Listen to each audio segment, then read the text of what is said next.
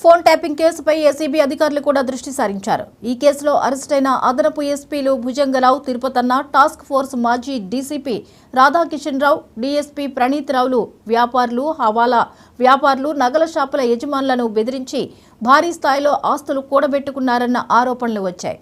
ఇలా పోగేసుకున్న ఆస్తుల్లో ఖరీదైన విల్లాలు, భూములు ఉన్నట్లు సమాచారం. ఈ నేపథ్యంలోనే తాజాగా ఏసీబీ అధికారులు ఈ కేసులో అరెస్టైన వారితో పాటు ఆరోపణలు ఎదుర్కొంటున్న అధికారుల ఆస్తుల చిట్టాను సేకరించే పని మొదలుపెట్టినట్టు సమాచారం. ఈ పరిణామంతో ఫోన్ ట్యాపింగ్ కేసులో అరెస్టైన వారితో పాటు అనుమానితుల జాబితాలో ఉన్న అధికారుల గుండెల్లోనూ రైళ్లు పరిగెడుతున్నాయి.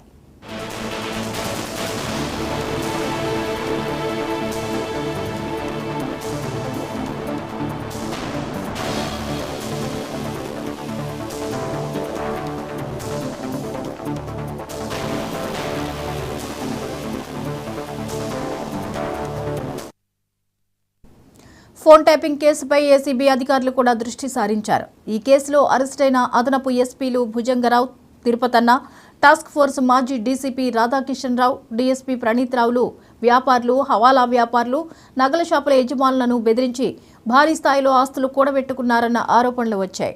ఇలా పోగేసుకున్న ఆస్తుల్లో ఖరీదైన విల్లాలు, భూములు